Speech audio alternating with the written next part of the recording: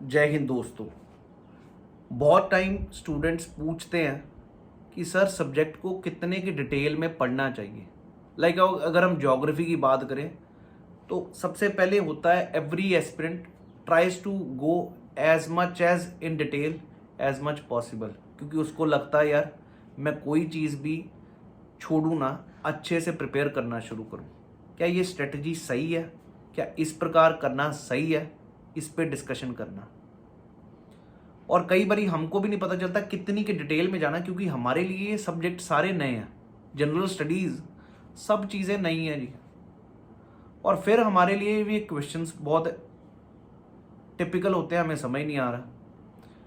इस चीज़ को मैं बताना चाहूँगा। कई बारी आपको यही बताया जाएगा कि कभी आप कोचिंग के लिए जाते हो तो मैं तुम्हें आईएएस की डिटेल तक समझाऊंगा। कई बार ये भी बताया जाएगा कि आपको बहुत डिटेल में करवाया जाएगा, इसलिए फीस ज़्यादा है। तो उन चीज़ों पे डिस्कशन है आज।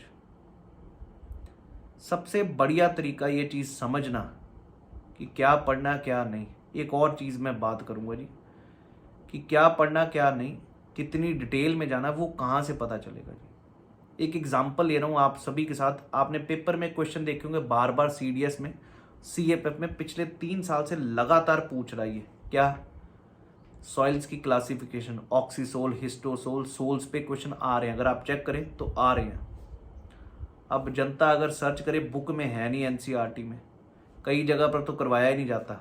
लेकिन मैंने, आप चेक कर लीजिए कब पब्लिश किया, उस समय पब्लिश किया था जब पहली बारी क्वेश्चन आया था, और तब से क्वेश्चन सब उसी वीडियो से आ रहे हैं।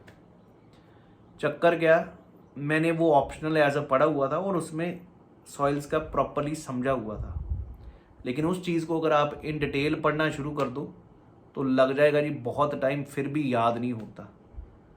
तो इसलिए तरीका, टेक्निक्स चाहिए कि जितना चाहिए उतना ही कवर करें।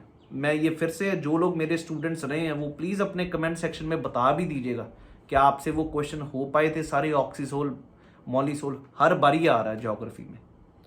ठीक इसी प्रकार कॉपन क्लासिफिकेशन की भी अगर मैं बात करूं, डिटेल में पढ़ना शुरू करोगे तो बहुत टाइम लग जाएगा जी।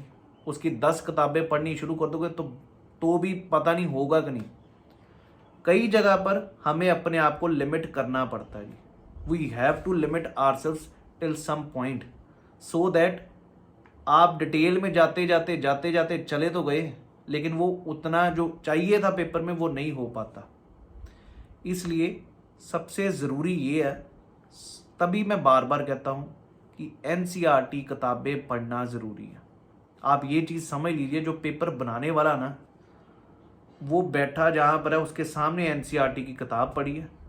जो बैठा पेपर बनाने वाला, उसके सामने प्रीवियस ईयर क्वेश्चंस की बुक पढ़ी है या प्रीवियस ईयर क्वेश्चंस पढ़े हैं।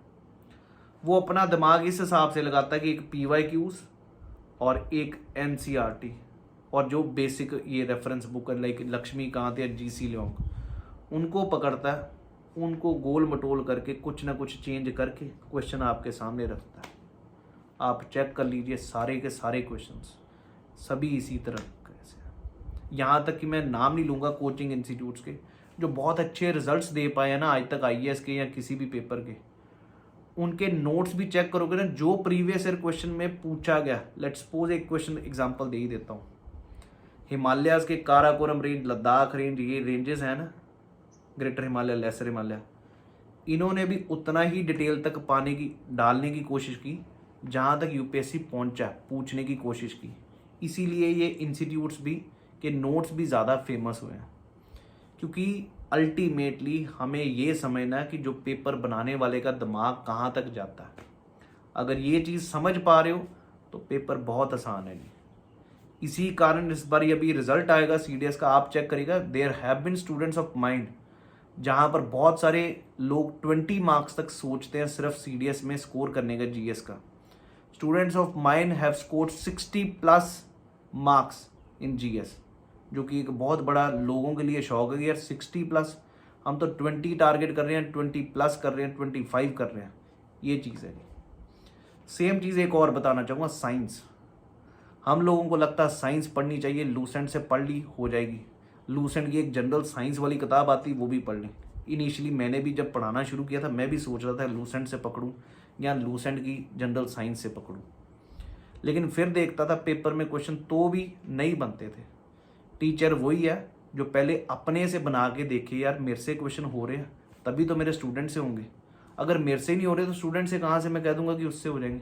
दैट इज़ द सबसे पहली ज़रूरत है बच्चे के लिए भी, टीचर के लिए भी। अगर कोई टीचिंग में भी जा रहा है, कोई एजुकेटर बन रहा है, उसको भी तो समझ आना चाहिए यार मेरे से नहीं हो रहे तो उससे कैसे होंगे, और मेरे को इसका मतलब इससे अच्छा और प्रिपरेशन करना पड़ेगा so that I can make the things easy for them, so that they can crack the exam.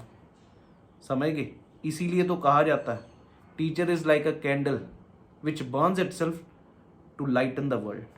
अगर हम वो चीज़ नहीं कर पाए तो बच्चे को कहाँ से हम सिखा पाएंगे। तो इसलिए उन चीज़ों के ऊपर रिसर्च करना काम हमारा। कितने लेवल तक जाना है, कितने लेवल तक कम जाना है, ये चीज़ें मेरा काम है जी। हमारा काम है इस चीज़ को सही करना, तभी तो बच्चा एक क्वालिफाई हो पाएगा। साइंस में एनसीईआरटी ही सबसे बड़ा बेस है यूपीएससी के लिए। हिस्ट्री में एनसीईआरटी ही बेस है यूपीएससी के लिए। प्योर एंड प्योर एनसीईआरटी, वहीं से सब क्वेश्चन बन रहे हैं। तो इसलिए फोकस करें। मैं रादर इस बारी का एनडीए का पेपर अगर मैं खोलूँ ना, एक एक लाइन हिस्ट्री की एनडीए के पेपर की नई एनसीईआरटी से पूछी है। सेम केस अपनी साइंस में है, सेम केस अपना ज्योग्राफी में है। लेकिन हम क्या करते हैं, हमको एनसीईआरटी अच्छी नहीं लगती, ना तो वो कलरफुल है, वो बुक है ऐसे लंबी है या ये है। हमको अच्छा लगता कोई कोचिंग के हमें नोट्स बना के दे, कोई नोट्स बना के दे, क्योंकि हमारे माइंड में ऐसा बैठ चुका है कि notes, somebody is notes, somebody is notes, और यही चीज़ चलती रही है। मैं क्या करूँगा, अब अगर तुम्हें दिख रहा कि भाई वो क्वेश्चन बनता ही ऐसे, उसके मैं नोट्स भी क्या बना दूंगा जी। ये ज़रूरी है समझना हर एस्पिरेंट के लिए। मेरे को पता है एनसीईआरटी इनिशियली पढ़ना भी मुश्किल है जी। एनसीईआरटी समझ भी नहीं आएगी, इंटरेस्ट भी नहीं बनता तो पढ़ेगा क्या। किसी भी चीज़ में इंटरेस्ट बनाने के लिए हमें कुछ क्लासेस लगानी पड़ती है, कुछ समझना पड़ता है। एग्जाम्पल देता हूँ, अगर आप एनसीईआरटी ज्योग्राफी की शुरू करते हो, पहले 3-4 चैप्टर ऐसे है कि बंदे का इंटरेस्ट खत्म ही हो जाता है, यार मैं नहीं पढ़नी ज्योग्राफी, जहाँ पर बताया जा रहा है अर्थ कैसे इवॉल्व हुआ, ठीक है जी, बिग बैंग थ्योरी, ये नेबुलर थ्योरी, ये चीज़ें। और उसके बाद भी अगला चैप्टर जो है वहाँ पर लैंड फॉर्म्स हैं, उसमें तो बिल्कुल ही एनर्जी खत्म होती है, यार ये क्या पढ़ने को है, ये तो मेरे कम। और सच में वो मैं भी नहीं आज तक नहीं पढ़ाता, पहले वो इंटरेस्ट ही खत्म हो जाता है। इसीलिए मैं शुरू करता हूँ क्लाइमेटोलॉजी से। क्लाइमेटोलॉजी से इंटरेस्ट बनता है, यार क्लाइमेट कैसा, कहाँ पर कैसा, ये सारी चीज़ें। तो ठीक उसी प्रकार एक सब्जेक्ट का कहाँ से शुरू करना है, वो एक एजुकेटर ही आपको बता पाता है इसको कैसे पढ़ना, और फिर आपको लगता है आसान। मैं फिर से कहूँगा, मेरे काफ़ी स्टूडेंट्स होंगे जिनका अब बेस्ट सब्जेक्ट ही जीएस बन चुके हैं। ज्योग्राफी अब मज़ा आता है, पॉलिटी में मज़ा आता है, पढ़ने में मज़ा आता है। Now they want to cross the limits also with these subjects. क्योंकि सोचा पहले जाता था arts is like for the people who are, जो नलायक है, जिनको तेज़ नहीं है दिमाग। पर मैं ये भी बता दूँ, आर्ट्स के सब्जेक्ट्स भी उतने ही दिमाग खाते हैं जितना आपका खाते हैं मैथ्स या साइंस। ये चीज़ आप खुद एक्सपीरियंस करके देखिए। रादर लोग जीएस से भागेंगे, आर्ट्स वाले सब्जेक्ट से साइंस की तरफ या मैथ्स की तरफ भागेंगे। सो ये था मेरा आज का discussion. Focus on the standard books, focus on the NCERTs, and then check out the previous year question. You will get lot of things from there.